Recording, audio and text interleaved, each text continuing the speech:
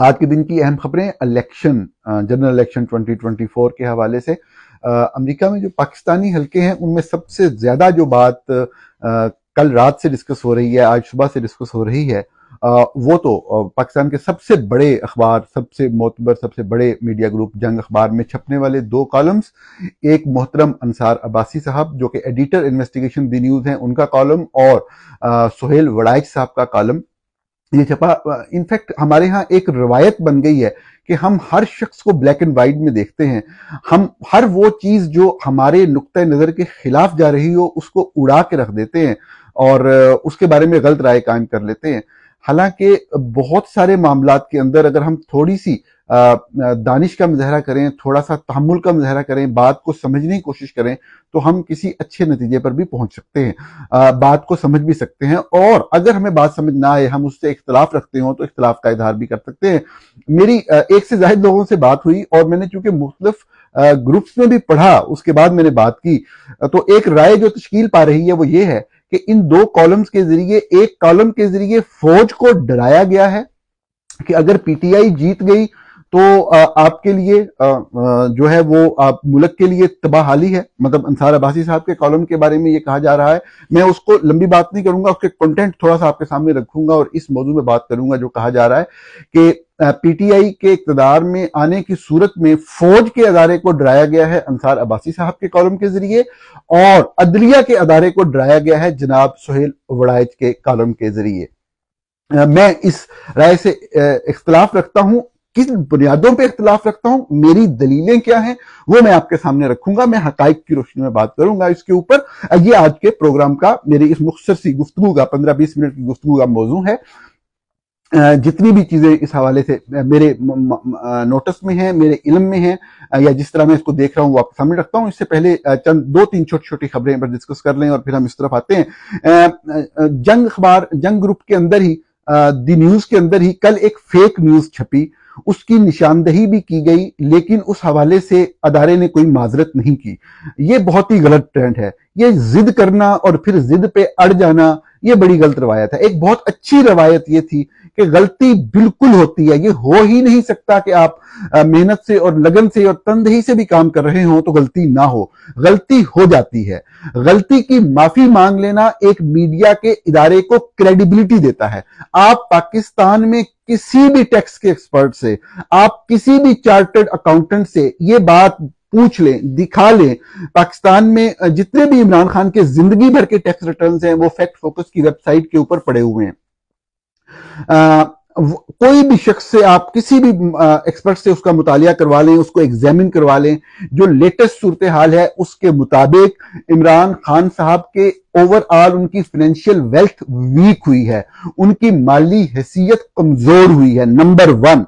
Number 2, उनके जो physical assets से, जो इमूवेबल एसेट्स से वो कम हुए हैं। अब किसी एक टेक्निकल रीजन की वजह से एक फिगर इंक्रीज शो नजर आ रहा है, उसको बुनियाद बना के हेडलाइन बनाई गई कि assets surged, Imran Khan assets surged, और ये तासुर दिया गया खबर के अंदर कि जब वो वजीर आजम थे पाकिस्तान के तो इस दौरान उनके असासों में ये इजाफा हुआ। और हमने देखा कि पाकिस्तान मुस्लिम लीग नवाज के लिए काम करने वाले सहाफी इसको ये तासुर देते रहे कि जी देखें, आप तो कहते थे बहुत ही ईमानदार वजीर आजम है। देखें, ये सहाफी जो किसी भी जमात को रिप्रेजेंट कर रहे होते हैं, ये उनका काम है, वो करते रहे, वो कोई मसला नहीं है। मसला सिर्फ ये है कि अखबार, एक मीडिया का अदारा जो है, जो जिसकी रिस्पॉन्सिबिलिटी लोगों तक मिसलीडिंग इंफॉर्मेशन पहुंचाना नहीं, सच पहुंचाना है, वो एक झूठी खबर कैसे छाप सकता है और फिर उससे कैसे अटक सकता है।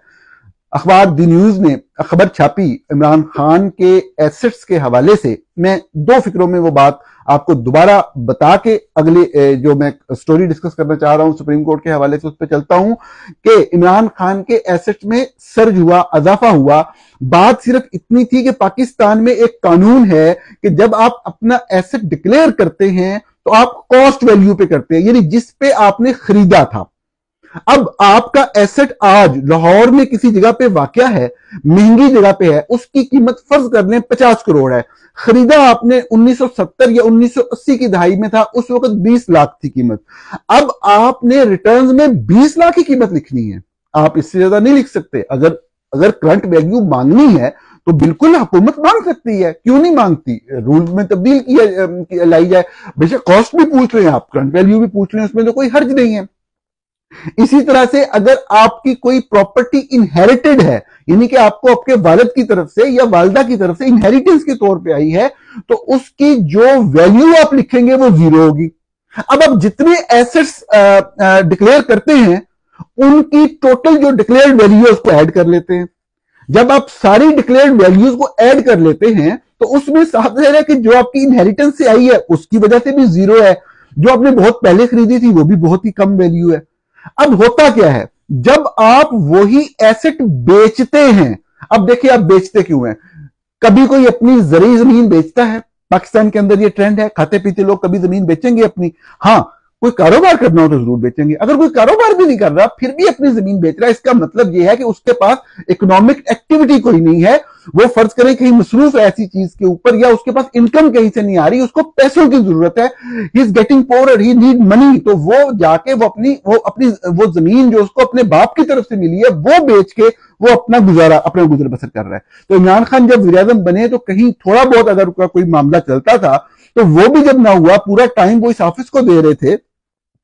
ये चीजें वो जो एस्टेब्लिश्ड है, इमरान खान से अगर आपका सियासी इख्तिलाफ है आप रखें, लेकिन झूठ तो ना बोले ना, ये बात तो एस्टेब्लिश्ड है कि उनके नजर आता है, उनकी पूरी वो फाइनेंशियल स्टेटमेंट्स देख के कि उनको पहले एक जमीन बेचनी पड़ी फिर दूसरी जमीन बेचनी पड़ी। तो अब वो दो जमीनें अगर उन्होंने बेची जिनकी पहले वैल्यू जीरो थी, बेचने से कैश आया तो उसकी वैल्यू ज्यादा हुई, कैश तब जरा इस्तेमाल हो रहा है, ठीक है ना, उनको जरूरत है कैश की। अब इसमें या तो कोई नया एसेट खरीदा हो इमरान खान ने पाकिस्तान के अंदर या पाकिस्तान के बाहर, जिस तरह पाकिस्तान के बाहर मुख्तलिफ मालिक में लाइनें लगी हुई हैं प्रॉपर्टियों की, सियासतदानों की, अगर तो खरीदा होता फिर तो आप कहते, तो सिर्फ एक टेक्निकल रीजन की वजह से, एक लॉ की रिक्वायरमेंट है कि आपने उसको जीरो डिक्लेयर करना है, वो पहले जीरो था, जब बिक गया तो उसके वो वैल्यू आ गई। भी एसेट तो पहले भी था, अगर आप ये बहस करेंगे कि भी कैश भी एसेट होता है तो एसेट तो पहले भी था, अरे भाई वो एसेट चला गया, एसेट कम हो गया, इमूवेबल प्रॉपर्टीज कम हो गई, उसकी फाइनेंशियल ओवरऑल फाइनेंशियल वेल्थ की उसकी सिचुएशन वीक हो गई। झूठी खबरें छापने से हुकूमती महकमों के फैलाए गए, इंतखाबात के लिए फैलाए गए प्रोपेगेंडे के लिए इस्तेमाल होना, फेक न्यूज फैलाना बहुत बुरी बात है, बहुत गलत बात है। हमें बहस में नहीं पड़ना, हमें कजबहसी, हमने खुद को अकले कुल नहीं समझना, हमने जो सही बात है वो माननी है और अपनी दुरुस्तगी करनी है, नहीं तो हम इस निजाम को आगे नहीं चला सकेंगे। हम जिद के अंदर पड़ गए तो सहाफत का ही नुकसान कर रहे होंगे, और कुछ नहीं, इतना ही मान लीजिए कि मिसलीडिंग खबर आपने छापी है। ये अलग बात है कि जो असूल है फेक न्यूज का, उसमें बुनियादी तरीन चीज जो होती है वो मिसलीडिंग न्यूज या आउट ऑफ कॉन्टेक्स्ट न्यूज ही होती है। आगे चलते हैं, सुप्रीम कोर्ट के अंदर बहुत ही अहम मामला, सुप्रीम कोर्ट सुनने जा रही है कल से एक केस, 7 रुकनी बेंच बना है 62(1)(f) 62(1)(f) के तहत जो एक डिस्क्वालिफिकेशन है लाइफ टाइम की, वो क्या लाइफ टाइम ही होनी चाहिए या 5 साल के लिए होनी चाहिए। मैं मुझमें बहुत से सहाफी, बहुत से वो लोग जो कि बुनियादी इंसानी हकूक पे यकीन रखते हैं, जो कि घटिया और गलत बातें आइन में नहीं होने के एडवोकेट हैं, वो हमेशा से इस शिक के खिलाफ रहे हैं, बिल्कुल सिरे से नहीं होनी चाहिए। हाँ, अगर किसी के खिलाफ करप्शन साबित हो जाए उसको जो भी आपने सजा देनी है कानून के मुताबिक दें, ये फजूल बातें थी। लेकिन अभी साफ ज़ाहिर है कि ये 1 पॉइंट एजेंडा है, एक बंदे को सजा देने के लिए, फायदा देने के लिए किया जा रहा है। आपको मालूम होगा जहांगीर तरीन साहब पे भी 62(1)(f) लगी, लेकिन मैं पहले अर्ज कर चुका हूं कि वो वैसे ही नाअहल हैं ताहयात, वो इलेक्शन लड़ ही नहीं सकते, फौज ने उनके कागजात नामजदगी मंजूर करवाए, एतराजात भी नहीं होने दिए। लेकिन जैसे ही वो इलेक्शन लड़ेंगे सब ज़ाहिर है उनके खिलाफ केस आ जाएगा। अल्टीमेटली वो डिस्क्वालीफाइड हैं। 63(1)(n) के तहत कर्जा माफ करवाया उन्होंने फ्रूकी पल्प मिल के जरिए, और उसकी कोई रेमेडी आइन के अंदर मौजूद नहीं अनटिल अनलेस आइन को मुकम्मल तौर पर तब्दील कर दिया जाए, जो कि मुमकिन नहीं है। तो एक शख्स मियां मोहम्मद नवाज शरीफ को फायदा देने के लिए ये केस लगाया गया है without any application, without anything. इसमें क्या होगा इस पे मैं आपका वक्त ज़ाया करता हूं ना, इसमें कोई बात करने की जरूरत है। आपको भी पता है क्या होना है, मुझे भी पता है क्या होना है, ज्यादा फिलासफर बनने की मुझे भी जरूरत नहीं। बहुत शुक्रिया। अगले मौजू की तरफ चलते हैं। अगला बहुत ही एक अहम केस सुप्रीम कोर्ट में सुना जा रहा है बुध के दिन, और ये केस है, मैं आपको अर्ज करूं इस हवाले से कि पीटीआई के चंद लोगों की एक पिटीशन है कि लेवल प्लेइंग फील्ड नहीं मिल रहा, तो उसको लेके कुछ लोग गए हैं वहां पे सुप्रीम कोर्ट के अंदर, और इस केस की सुनवाई की दरख्वास्त है जो कि फिक्स हुआ है, और काजी फायज ईसा साहब और जो दो और जजेस उनके बेंच नंबर 1 में शामिल हैं, मुसरत हलाली साहबा और जस्टिस नजर साहब, तो वो इस केस को सुनेंगे। इस केस के हवाले से बात यह है कि ये है कि जबरी गुमशुदगी का केस है। वक्त इतनी तेजी से गुजर रहा है, इतने ज्यादा एक्टिविटीज हो रही हैं, किसी ने भी कोई डाटा तो मेंटेन किया नहीं हुआ। आपको पता है पूरे पाकिस्तान से लोगों को गायब किया गया हुआ है, और इस तरह का माहौल है कि कोई काम जो अदालत के अंदर एक एडमिसिबल एविडेंस प्रेजेंट करना है, मेरा नहीं ख्याल कि वो उस लेवल की कोई चीज होगी। अब इस लेवल पे इस मौके पे आके इतना लंबा अरसा उसको इग्नोर करते करते करते करते, मैंने भी आपको पता होगा बहुत मरतबा जिक्र किया इस चीज का कि ये पिटीशन पड़ी हुई है, वो सुन ही नहीं रहे। अब जब वक्त गुजर गया है तो अब उसको लगाने का वैसे भी कोई फायदा नहीं। अभी सिर्फ वो कह देंगे जी आप कोई चीज ही साबित नहीं कर सके और ये नहीं कर सके। ये गलत चीज है। अदलिया को इस तरह नहीं करना चाहिए था। अदलिया को बिल्कुल एक इंडिपेंडेंट पोजीशन लेनी चाहिए थी। इस बात में कोई दूसरी राय नहीं। मैंने बहुत तनकीद की काजी फायज ईसा पे। मैं आज भी कहता हूं और समझता हूं कि जो भी पीटीआई की हुकूमत में उनके खिलाफ किया गया वो गलत था, वो नहीं होना चाहिए था। लेकिन मैं ये भी समझता हूं कि काजी फायज ईसा साहब को वो बात ज़हन में नहीं रखनी चाहिए। जो मनसब उनको मिला था काजीउल कज़ा का, पाकिस्तान के चीफ जस्टिस का, ये उस बात से बहुत बड़ा मनसब था। और ये उनको भी पता है कि जो ताकतवर तरीन शख्सियत होती है पाकिस्तान की, जो फौज के सरबरा और जो उनके अपॉइंटेड DGI-SI होते हैं, वो मुल्क का निजाम चला रहे होते हैं। ये कोई इमरान खान के ऊपर इल्जाम नहीं है कि उनकी हुकूमत ने जो फौज ISI कह रही थी वो किया। आपके खिलाफ फौज और ISI कह रही थी काजी फायज ईसा साहब, ये सारे ही ऐसे करते हैं। आपके सामने मियां साहब आइन में तरमीम 2 दिन के अंदर उन्होंने करवा के पड़े मारी थी। जो जिस तरह हुक्म आता है उस तरह करते रहते हैं। जब माली मफादत का टकराव होता है तो थोड़ा बहुत स्टैंड लिया जाता है, अदरवाइज तो आपको सारा पता ही है काजी साहब। तो ये है, ये अफसोसनाक सूरत हाल है भारत। तो इससे आगे चलते हैं आज के मौजू की तरफ और गुफ्तगू कंक्लूड करते हैं। जो कॉलम के ऊपर एतराज किया जा रहा है, ये सब है कि तमाम हल्के एतराज कर रहे हैं कि ये इन 2 कॉलम्स के जरिए रियासत के 2 अदारों को डराने की कोशिश की गई है। मैं एक एक करके आपके सामने रखता हूं। अंसार अब्बासी साहब ने ये लिखा है, बिल्कुल लिखा है कि अगर इंतखाबात जो हैं वो गैर जानिबदाराना और शफाफ अंदाज से हो गए तो 9 मई वाले जीत जाएंगे, यानी कि पीटीआई जीत जाएगी। ये वो बात है जो मैं नहीं, अंसार साहब नहीं, सारे पाकिस्तान के वो सहाफी जो ऑन ग्राउंड काम कर रहे हैं, जो देख रहे हैं पंजाब के एक एक, बाकी सूबों को तो आप छोड़ दें, पंजाब के एक एक हल्के को जिन लोगों ने ऑन ग्राउंड जाके लोगों से बात करके तहकीक की है, उन सब लोगों को भी इस चीज का इल्म है कि कोई एक भी शायद ऐसा हल्का नहीं है जहां पे पाकिस्तान मुस्लिम लीग नवाज, जो कि दूसरी बड़ी पार्टी यकीनी तौर पे है पंजाब में, उसके जीतने के इम्कानात हो। और इसी बात को अंसार साहब ने लिखा है आज। अच्छा, मैं इस पे अर्ज करूं, जो लोग कह रहे हैं कि जी उन्होंने जो मजमून को बांधा है वो इस तरीके से बांधा है कि जी ये तो अगर हो गया तो मुल्क में क्योस आ जाएगा, क्योंकि इमरान खान तो तब्दील नहीं हुए, और अगर वो तब्दील हो भी जाएं तो जो पीटीआई का ओवरऑल जो सपोर्ट बेस है वो फौज के खिलाफ है।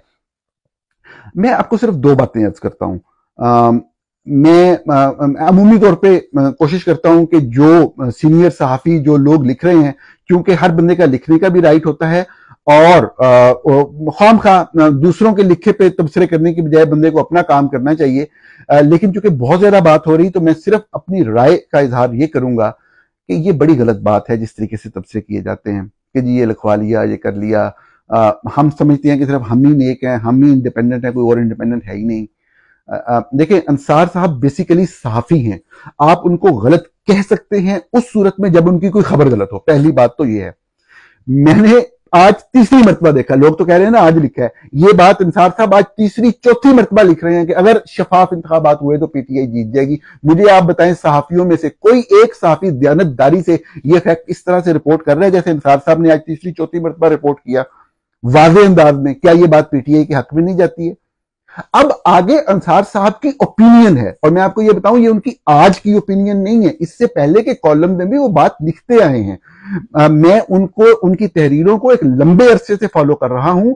अंसार साहब का ये एक नुक्ता नजर हमेशा से है कि जो फौज है उठाई, उनका असल काम खबर देना है हमेशा। और पाकिस्तान के सबसे आप कह सकते हैं कि जो प्रोफेशनल जर्नलिस्ट और तहकीकाती सहाफत के हवाले से जितना बड़ा काम उन्होंने किया हुआ है शायद ही किसी ने किया हो पाकिस्तान की पूरी तारीख के अंदर। और इंतहाई उनकी दयानतदारी की कसम उनके बदतरीन मुखालिफ भी देते हैं।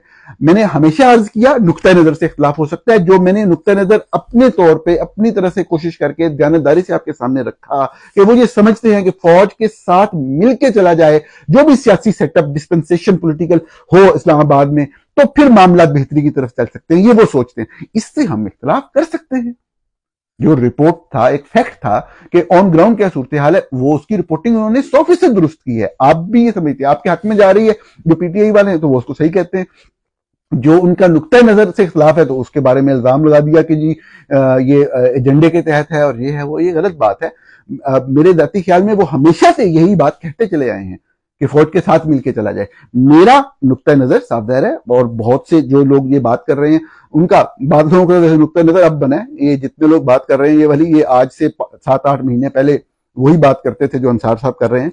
तो हमारा हमेशा से ये नुक्ता नजर रहा है, जो अंसार साहब के नुक्ता नजर से मुख्तलिफ है, कि नहीं ऐसा नहीं होता। एक आइन होता है, आपको लेटर एंड स्पिरिट में आइन के ऊपर अमल दरामद करना होता है, और यही कौमों की कामयाबी की कुंजी होता है। अगर आप ये समझते हैं कि ऐसा होना चाहिए तो आइन तब्दील कर दें। पहली बात है कि ऐसा करने से भी कोई फायदा नहीं होगा, लेकिन अगर करना है तो आइन तब्दील कर दें, उनका रोल डिफाइन करें, बिल्कुल करें, बिल्कुल। फिर कोई मुमकिनात जो है वो देखे जा सकते हैं। अदरवाइज ये रूल ऑफ लॉ की वायलेशन, रूल ऑफ कॉन्स्टिट्यूशन की वायलेशन है। पाकिस्तान के अंदर जब आपका रूल ऑफ लॉ ही नहीं होता, ऊपर से तो नीचे से आवे का आवा बिगड़ा जाता है। एक गलत एक इदारा जिसका काम सिर्फ दफा को देखना है, वो जब दूसरी चीजों को देखता है, जब वो काश्तकारी करता है, जब वो दलिये बनाता है, जब वो सीमेंट बनाता है, तो पाकिस्तान के अंदर साफ ज़ाहिर है कि बेसिकली इकोनॉमी की बैकबोन यहीं से टूट जाती है। फ्री मार्केट इकोनॉमी का कंसेप्ट खत्म हो जाता है, कंपटीशन का कंसेप्ट खत्म हो जाता है, बेटर सर्विसेज बेटर प्रोडक्ट बनाने का कंसेप्ट खत्म हो जाता है। यहीं से आपकी इकोनॉमी की एक बुनियाद जो है एक वो हिल जाती है, खत्म हो जाती है।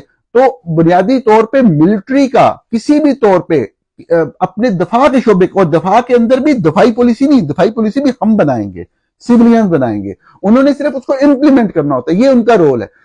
अंसार साहब ये कहते हैं कि जी वो बहुत ताकतवर हैं। अब ये बहुत से लोगों की इस तरह की सोच होती है, वो समझते हैं बहुत ताकतवर हैं, उनको नहीं वो किया जा सकता। अब मैं जो बात करता हूं, मैं कभी भी ये नहीं कहता कि जी मार दो, चढ़ जाओ, चढ़ दौड़ो, खत्म कर दो, बिल्कुल भी ऐसी बात नहीं है। सब ज़ाहिर है कि आपने सिर्फ एक स्ट्रगल करनी है, एक जद्दोजहद करनी है, आपने अपने पॉइंट के ऊपर डटे रहना है, उससे पीछे नहीं हटना कि हम सिविलियंस ही इस निजाम को आगे लेके चलेंगे। आपने कभी भी ये 2 दिन नारे मार के वोट को इज्जत दो के बाद में मकसद ये हो आपका कि आप डील कर लेंगे और नवाज शरीफ की तरह दोबारा इक़्तिदार आने को, ये वाला मकसद नहीं होना चाहिए। तो मैं ये समझता हूं जो एतराज हो रहा है अंसार साहब के कालम पे बिल्कुल बिलाजवाब है। सुहेल बड़ाइश साहब के कालम पे आते हैं। उन्होंने बुनियादी तौर पे एक तस्वुराती एक चीज की है कि जस्टिस मुनीर जो पाकिस्तान की तारीख के बहुत ही नोटोरियस चीफ जस्टिस, जिन्होंने पहला मेजर फैसला किया कि आइन को उन्होंने साइड पे करके नजरिया जरूरत मुतारफ करा के एक गलत कदम उठाया, और वो कंडेम्ड चीफ जस्टिस हैं पाकिस्तान की तारीख के। तो अपनी तौर पे सरकास्टिक अंदाज में भी शायद किसी जगह पे सरकास्टिक हैं वो, लेकिन उन्होंने काजी फायजी साहब जो मौजूदा चीफ जस्टिस हैं उनको खत लिखा है जस्टिस मुनीर की तरफ से। अपेरेंटली ये नजर आता है कि वो नजरिया जरूरत का दफा कर रहे हैं।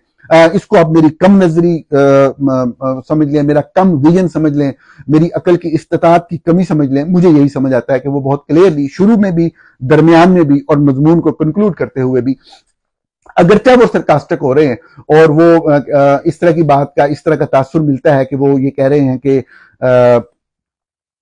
جو موجودہ چیف جسٹس ہیں وہ اپنے مالی فوائد یا دنیاوی فوائد کو بھی دیکھیں تو جو یقیناً وہ نہیں کہنا چاہ رہے، یہ بات سرکاسٹک لگتی ہے، لیکن اوورآل میسیجز بڑا کلیئر ہے یقینی طور پہ سہیل وڑائچ صاحب کے اس کالم کے اندر کہ ایک ریاست ہوتی ہے اور ریاست ایک فیصلہ کرتی ہے، اور جو باقی ادارے ہیں، ریاست سے مراد فوج اور اس کے ساتھ ISI، اور جو باقی ادارے ہیں وہ جتنے بھی مکرم تکریم والے اور آئینی طور پہ جتنے بھی اختیارات ہوں ان کے پاس، وہ بیسیکلی ان کے پاس امپلیمنٹ کرانے کا، انفورس کرانے کی کوئی فورس یا کوئی ایسی چیز نہیں ہوتی، ایبلٹی نہیں ہوتی، تو وہ ڈیمولش ہو جاتے ہیں اگر وہ اس ادارے سے ٹکرا جائیں تو۔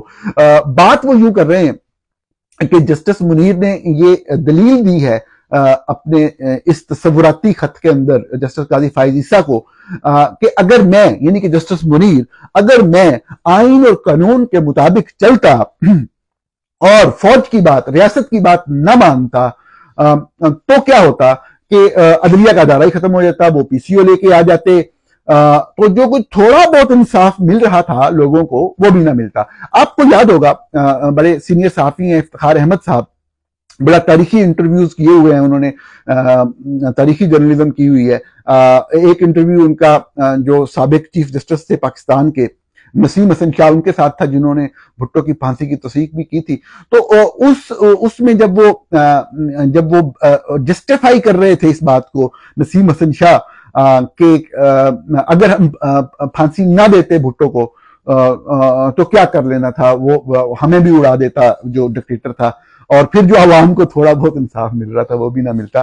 تو یہ ایک شکست خوردہ ذہن کی سوچ ہوتی ہے کہ جی ہم انصاف دے رہے ہیں، انسان کوئی بھی ہو، میں ہوں، آپ ہوں، دیکھنے والے جو ہیں مجھے، یا انسان اپنی زندگی میں یہی سمجھ رہا ہوتا ہے کہ ساری دنیا میرے سے ہی چل رہی ہے، انصاف نہیں دے سکتا ہوں۔ حالانکہ حقیقت یہ ہے کہ مارشل لا کے ادوار میں، حقیقت یہ ہے، فیکچول بات کر رہا ہوں، کہ مارشل لا کے ادوار میں لگنے والے ڈکٹیٹرز کے اپوائنٹڈ ججز عام سویلین کیسز میں ڈاکومنٹڈ بات ہے، زیادہ دیانتدار، ایماندار، اور انہوں نے پرفیکٹلی جو شواہد اور تھے انصاف سے فیصلے کیے جو ڈکٹیٹر ججز لے کے آئے۔ فرق صرف یہ تھا کہ وہ وقت کے ڈکٹیٹر کو سجدہ کرتے تھے، صاف ظاہر ہے غلط تھے، اور انہوں نے پاکستان کو تباہ کیا ان ججز نے۔ ان ججز میں اور ان ججز میں جو ڈکٹیٹر کے اپوائنٹڈ ججز تھے، اور یہ فرق ہی یہ ہو سکتا ہے کہ یہ آئینی اور قانونی اور سیاسی کیسز کے اندر انصاف کریں، اور ریاست اگر غلط کہہ رہی ہے، فوج غلط کہہ رہی ہے تو غلط فیصلہ دے، باقی تو ان میں اور ڈکٹیٹرز کے اپوائنٹڈ ججز میں فرق ہی کوئی نہیں ہے، ٹھیک ہے نا۔ تو جو بھی بات سہیل وڑائچ صاحب کہہ رہے ہیں، میں سب سے پہلے تو یہ عرض کروں کہ جو الزام لگ رہا ہے کہ جی یہ کالم اس لیے لکھا گیا کہ عدلیہ کے ادارے کو ڈرا دیا جائے، پہلی بات تو یہ ہے کہ یہ بالکل غلط ہے۔ اس لیے غلط ہے کہ دیکھیں، وہی والی بات کہ رائے کے اظہار کا حق ہر کسی کو حاصل ہے۔ جو بات میں سمجھ رہا ہوں میں نے آپ کے سامنے بیان کر دی۔ سہیل وڑائچ صاحب کو میں صاف ظاہر ہے 15-16 سال سے جانتا ہوں گا، بہت سارے لوگ ان کے کام کو 30-35 سال سے دیکھ رہے ہیں، اس سے زیادہ ایک پروفیشنل جرنلسٹ ہیں، ایک پیشہ ورانہ صحافی ہیں، پوری زندگی انہوں نے قلم کے شعبے کے ساتھ کیا، انتہائی دیانتدار آدمی ہیں۔ دیکھیں، اور سب سے بڑی بات کہ عمومی طور پہ PTI کے حق میں بھی لکھ رہے ہوتے ہیں، جب ادھر لکھتے ہیں ادھر سے گالیاں کھاتے ہیں۔ میں بہت سے نون لیگ والوں کو جانتا ہوں جو کہ ان کے بارے میں کہتے ہیں جی یہ تو بندہ ہی اندر سے ان کا ہے، ٹھیک ہے نا جی۔ تو آج ابھی ایک دوسرا تاثر آج کے دن کے کالم سے پھیل رہا ہے، یہ بات غلط ہے۔